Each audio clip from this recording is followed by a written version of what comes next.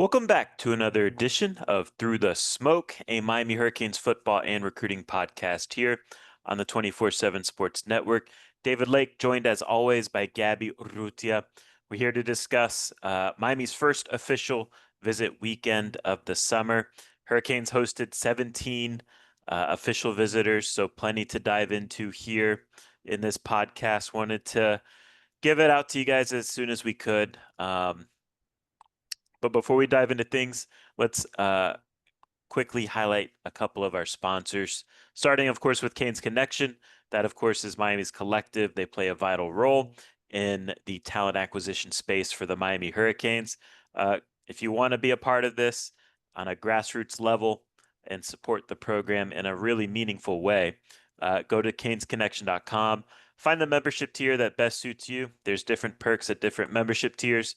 Find the one that best fits you and join at canesconnection.com. Also want to highlight our guy Nick Musarino at the Musarino Law Group. If you've been injured in a car accident, call 561-960-9870 or visit the musarinolowgroup.com. Nick's a big-time Miami Hurricanes fan.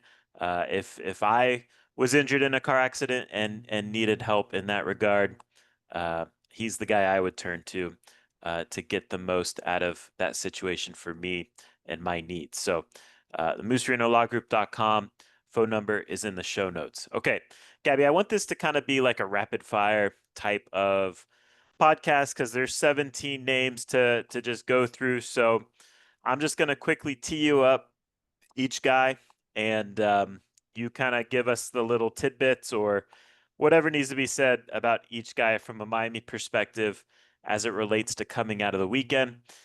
So let's start with the five-star wide receiver, Tristan Keys, five-star number 4 player in the country, according to 24/7 Sports, out of Hattiesburg, Mississippi. He's been a guy that's visited Miami a couple times already this offseason.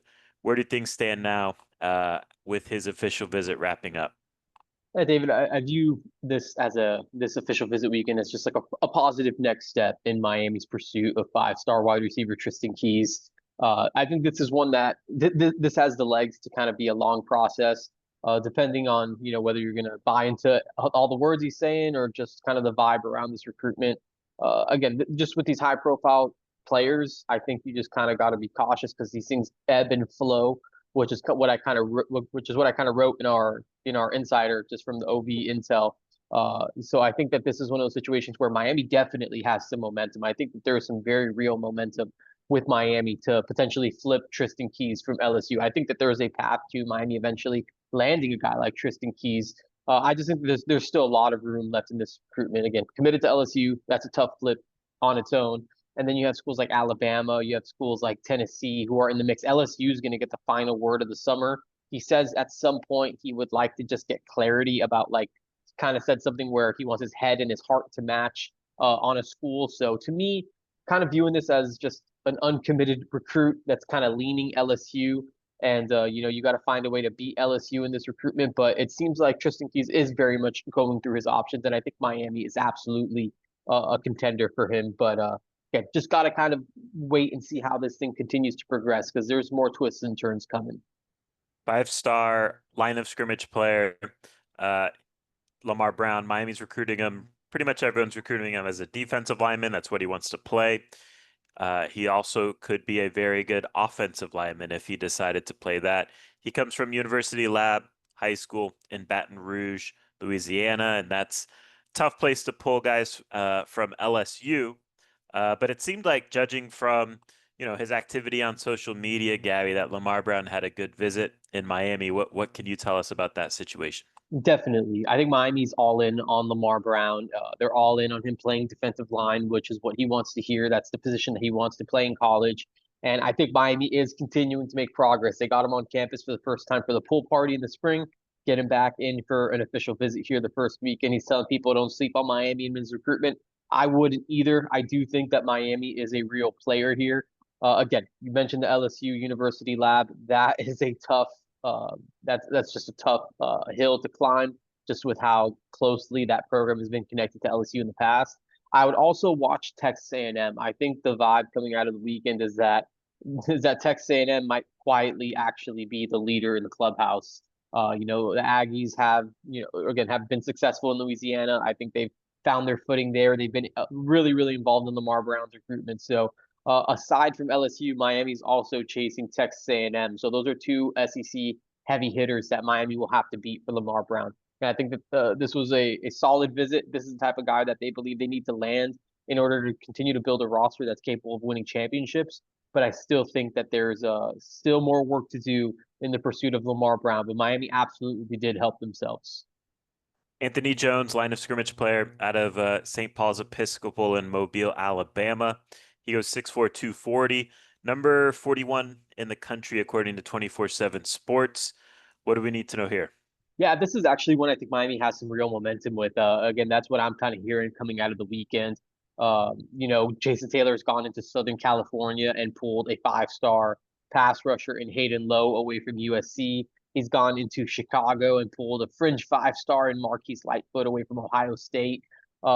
Maybe now it's his turn. Now it's time for Jason Taylor to go into the Southeast and pull in an elite pass rusher from Auburn and Alabama. That would be quite the win and just another kind of a kind just a I mean just another significant moment I think in Jason Taylor's coaching career, recruiting career, just to be able to go into all these different regions and pluck elite pass rushers. My understanding is Anthony Jones is the top defensive end on Miami's board. I think coming out of the weekend, I think there's a very real chance that Anthony Jones ends up playing at Miami, and there's still some more time left in his recruitment. He already visited Auburn, which is notable. Visited Miami. I don't get the read that Oregon is like a true option or just like a true contender to actually land a commitment. But Alabama's still kind of there lingering. So I think you still got to be weary of Alabama. But right now, I think Miami's in a super, super competitive spot for Anthony Jones. Local running back Derek Cooper, who I think is a composite 5-star. He goes 6'1", 205 out of Chaminade Madonna Prep. Name well known here locally. Right. Took his official visit to Miami here this weekend. Where did things stand now? Yeah, I think this weekend actually helped Miami. And again, I don't think that there's much more Derek Cooper could have learned, but I think just getting a chance to kind of sit down in the meeting room with Shannon Dawson and Matt Merritt, I think helped move the needle. They love the way he loves the way that Miami plans to use him, the different ways that they feel like he can get moved around. He's still going to go see Georgia. I mean, he could still take five more official visits, which is crazy. But yeah, he still plans to see Alabama, Georgia, Florida State, Ohio State, and he's trying to mix in a Texas official visit. So there's still a lot that left that Derek Cooper wants to see. My understanding is that he intends to follow through with those visits. He wants to take all five of his official visits, but I truthfully wouldn't be surprised if once those visits are wrapped up, if Derek Cooper kind of goes into decision making mode. He said he is going to announce commitment date soon. He said he's going to announce top five. I fully expect Miami to be in that top five, and I think when it comes down to that commitment, my crystal ball's on Miami. I still think the Hurricanes are in the driver's seat. There's just absolutely no way that Miami's okay with letting this kid get out of this this area. So it's an extreme top priority for the program to keep Derek Cooper home. And I think that's just kind of an all out blitz to find a way to fend off some of those programs. Samari Matthews is a 4-star corner at a Huff High School in North Carolina. Goes 6', 180, number 120 overall player in the country. Where do things stand there with him? Really well. This is another one that I think Miami feels like they moved the needle in that recruitment. And this guy that kind of came on late for Miami. He's someone that wasn't really considering Miami, and then takes that late spring visit, gets back for an official visit here this weekend. And my understanding is that Smart Matthews is really, really interested in playing for Miami. I think Texas is probably the school that Miami's most concerned about. You got Florida State that's also in the mix. You got South Carolina that's nearby as a guy from the Carolinas that's also knocking on the door. Clemson was involved at one point, but it seems like Miami kind of bumped them, got him on campus, and I may go as far to say Miami might be a top two option based on what I'm hearing coming out of the weekend, with Texas kind of being right there. So if Miami can find a way to weather that storm with the Longhorns and get him to kind of keep thinking about stuff, I think he has that August 10th commitment, so maybe there is still some time left to continue working. But I wouldn't be surprised if Miami was pulling an elite DB this recruiting cycle, at least from a recruiting ranking standpoint. I wouldn't be surprised if something generated with Samari Matthews, because Miami's all in there, and he's probably the top cornerback target on the board. Just got to find a way to get past Texas. Chauncey Kinnon out of Sarasota Booker High School, Five-star corner, according to 24/7 Sports, number 27 overall player in the country, 6'1", 175. Coming into the visit, Gabby, you made it clear, like, look, I'd love to see Miami start making moves for these type of elite corners from the state of Florida. Did Miami come out of the weekend feeling good about where they stand with Chauncey Kennan? Yeah, I don't get the read that there's a ton of confidence in this situation. I think it could be a product of just kind of being hard to read, but I don't think that there's a ton of juice flowing out of Coral Gables when it comes to Chauncey Kennan, as far as just like maybe being a school that they feel like, or a place that they feel like he could land. At this point, I feel like it's just kind of trending elsewhere, especially with just so much more in front of him with some visits, and just the lack of confidence. I think was kind of telling to me that maybe this is going somewhere else. Messiah Hampton, wide receiver out of Rochester, New York, goes to James Monroe High School, 6 foot, 170, four-star player, top 200 player. Guy Kevin Beard identified pretty early on in this recruiting cycle. Where do you think stand now with Messiah after the OV? Yeah, a commitment's coming on June 13th, so this is right around the corner. Miami got to kind of shoot its final shot. You got Syracuse coming this coming weekend.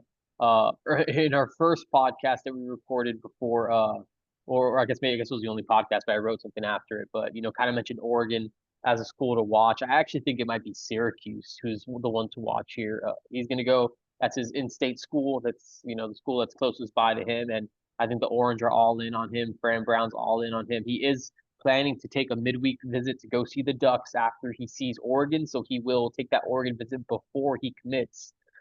So I think that's something that's just worth watching to see if the Ducks can kind of change the tune right there. But as far as that June 13th commitment coming, I think a lot of the buzz is on Syracuse right now. So that's what I'm watching.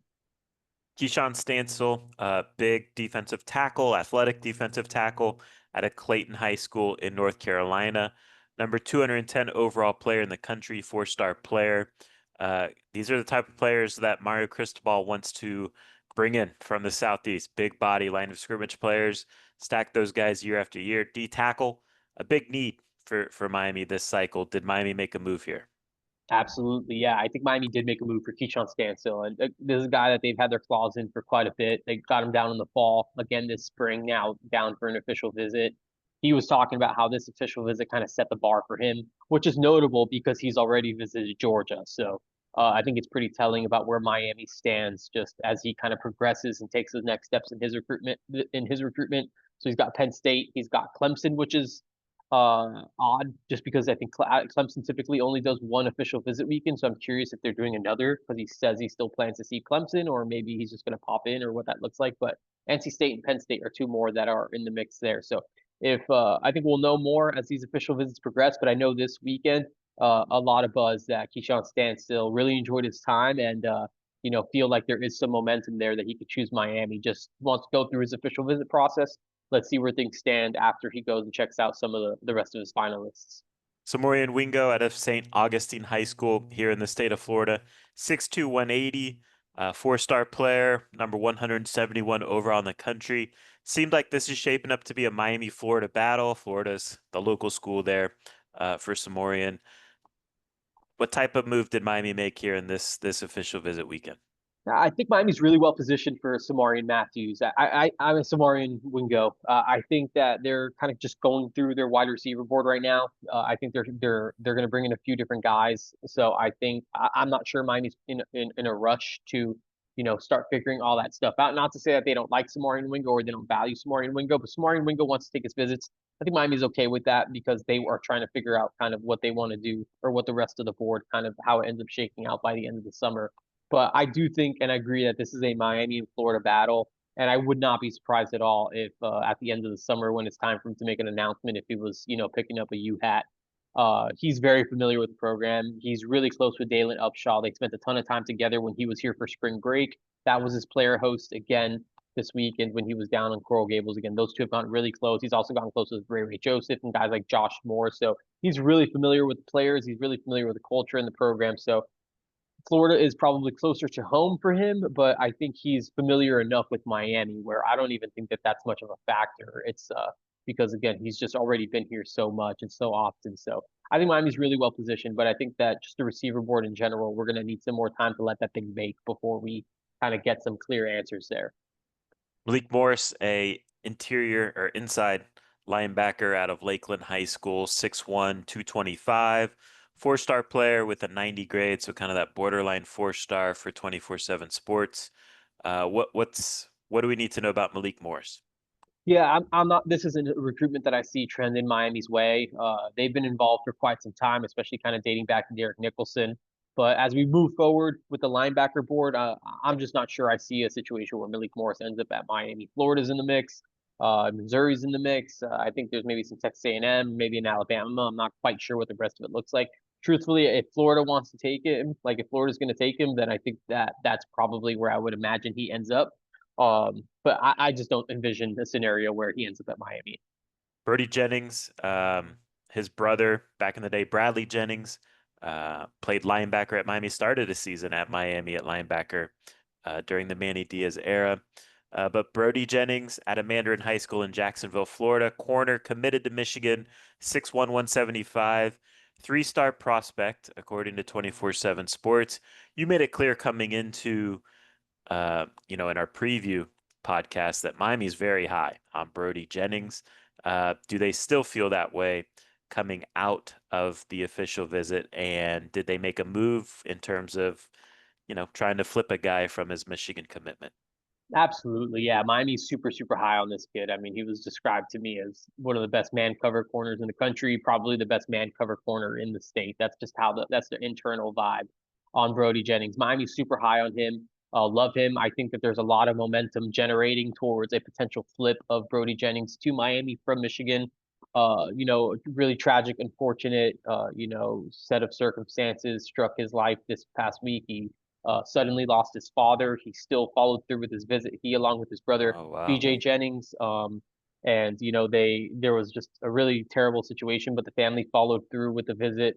And so I don't know if there was a lot of pressing going on as far as just like flip, but I think going into the weekend, Miami, really just felt like there was some momentum building, but it was really just about, just kind of being there for him and just showing him a good time. Brody Jennings said he had the time of his life on this Miami official visit, and look, Brody Jennings was in my second mock class. I feel like Brody Jennings at the end of the day is going to end up playing at Miami or signing with Miami. I think there's a lot of momentum generating there, and there's again a lot of internal hype on this kid. They feel like he's a really good player, so that's where I kind of feel like this recruitment's going. Sending prayers and positive vibes to the Jennings family. That's tough. I Yeah, didn't know that. Uh, yeah, Tamorian Watkins out of Northwestern High School in Rock Hill, South Carolina, 6'4", 200-pound safety, maybe grows into a linebacker at the college level. Three-star prospect with an 89 grade, so he's on that three-star, four-star bubble. Where do things stand here? yeah. Really good looking linebacker. It's all of 6'4", 200 pounds. I think that this is exactly the type of linebacker that Corey Heatherman wants to recruit. A guy who has a safety background, who can kind of transition to playing to linebackers. I think that that's the profile players that he's been successful with in the past. The previous stops at James Madison, at Rutgers, at Minnesota.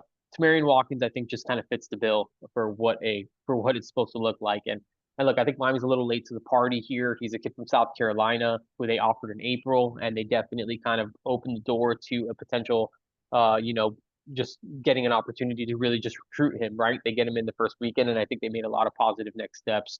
But I think Miami needs to take a kind of another step here, and that would essentially, I think the hope is that they essentially get an unofficial from Tamarian Watkins for him to come back, kind of see it again sometime later this month as he kind of works through his official visit schedules. If that's something in the middle of the week or something, just for him to get a little bit more familiar with it, if they're going to take that real next step of potentially landing his commitment, which again they have to beat A&M and Georgia and South Carolina, which is definitely a tough battle. So I think there's still some ground to make up for Miami and Tamorian Watkins, but again, I think this is a guy who's super internally valued as a prototypical linebacker target who would kind of check off all the boxes that Corey Heatherman is looking for. Zachary Turner, tight end out of Duncanville High School in Texas, 6'2", 6'3", 215, three-star prospect with an 88 grade, productive player at the high school level. Where do you think stand with him coming out of the OV? Really, really well. Yeah, Miami loves Zachary Turner. they feel like he could be next man up behind Elijah Lofton in that role. They love him. They're super high on him. I think where the biggest concern is just how much SMU wants him. He's a Duncanville kid, so he's essentially from the Dallas area.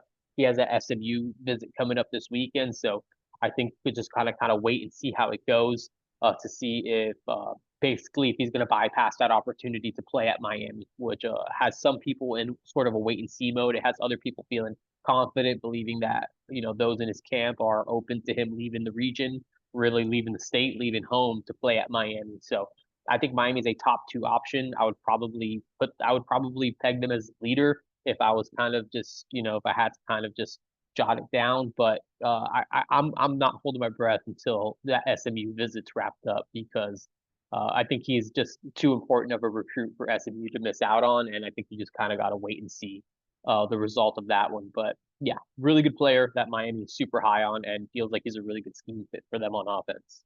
Anthony Kennedy out of Little Rock Central High School in Arkansas.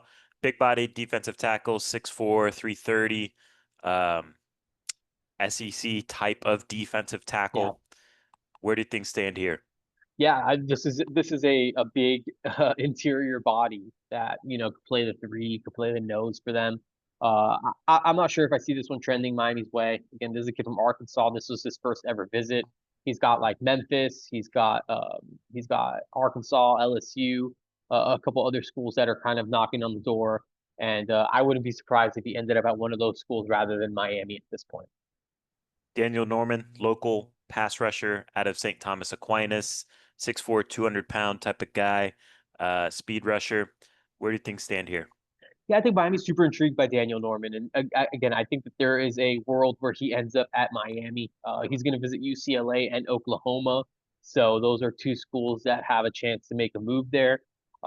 So I think this is one of those things where you kind of see where we're at the end of the summer, at the end of official visit season, and I think Miami's someone that I think, especially as you start projecting again to the 105, that Miami's like, hey, maybe this is a developmental kind of pass rusher, maybe someone who has some physical upside who can maybe even kick inside. I think that that's on the table. I think Miami feels like he has a frame that he can maybe grow into an athletic interior lineman. So I think Miami's willing to see what it looks like with Daniel Norman over the next couple years and potentially bring him in. But I think that's still to be determined. So just gotta again, I think we'll have more clarity on that situation deeper into the month of June. DeAnthony Lafayette out of Lake Nona High School, the Orlando area. Kind of a sawed-off pass rusher, 6'1", 230, but very effective with what he does in terms of just getting after the quarterback, affecting the quarterback. Where do things stand with him after the OV? Yeah, I still think. I mean, not still think because this is the first time I'm probably saying this, but vibe I get is that Oklahoma is the leader in the clubhouse. I think coming into the weekend, Oklahoma was the clear favorite. I didn't really realize that going into the weekend. I know that they were a contender, but I didn't realize how far along they were. But I think even talking to DeAnthony Lafayette, he's like, "Oh, I thought I knew what I wanted to do, but then this weekend kind of made it harder." So it tells me that he was kind of all in on Oklahoma. Miami probably made a move, and maybe they made up enough ground to make this tighter than he thought. But I think the feeling is that Oklahoma is the team to beat right now. If he follows through, gets there for that June 20th official visit, that's their Champ U barbecue that Oklahoma does. That's like their big recruiting weekend. And if he gets there, uncommitted or not committed to Miami, and I could see a situation where that at that point he maybe just pulls the trigger and lands at OU. So I think that that's where it's potentially trending right now. I think that's probably who should be considered the favorite.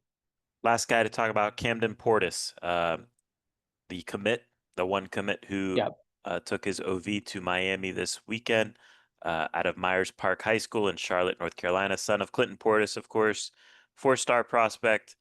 Uh, what did this weekend mean for Camden? yeah, it was a good week in Miami. Miami likes Camden a lot. He looks like he's grown. He looks like he's gotten a little bit bigger.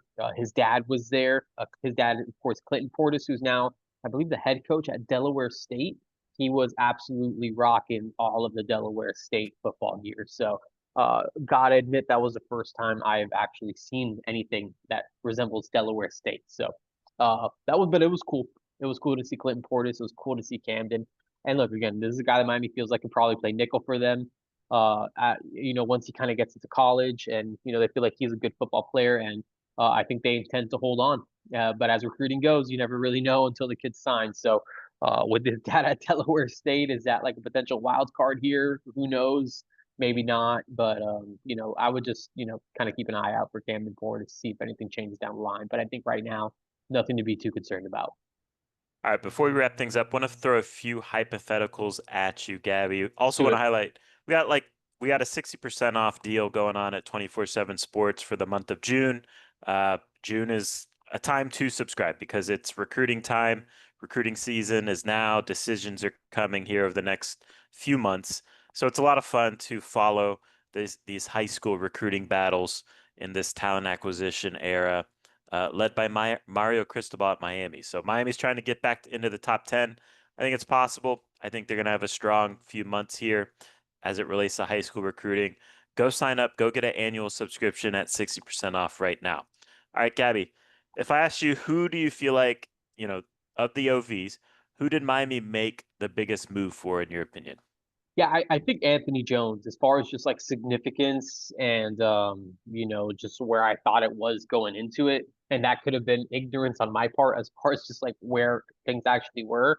But I think Anthony Jones is probably the guy that I would point to, just like wasn't really sure where things stood going into the weekend, had my doubts just because of the regional and all that stuff. And again, what the feedback I'm getting coming out of the weekend is that things went extremely well, like to the point where maybe this is someone that we can, that Miami could actually land. So I think Anthony Jones is probably the guy that I would bring to the table there. If I said you have to crystal ball three guys to Oof. Miami out of this weekend, who would they be? I would crystal ball Brody Jennings. I would crystal ball Anthony Jones, and I would crystal ball Zachary Turner. Okay. Um, and then the last thing, over under 5.5 commitments Ooh. from out of this weekend when all is said and done. Hmm. I will go And this five and a includes half. one, right? Because Yeah, so we got it's Camden. So we're essentially saying four more. One, four two, or five more. 4 or 5 more. 3, 4, 5. Yeah, I can get to 5. Yeah, I'll take the over. Six. I think that's the goal. Just in general, when you're talking like numbers, you kind of want to, like when you bring in official visitors, you Yeah, kind of want to at least get 30% of those guys yeah, committed, right? yeah. I So think that's fair.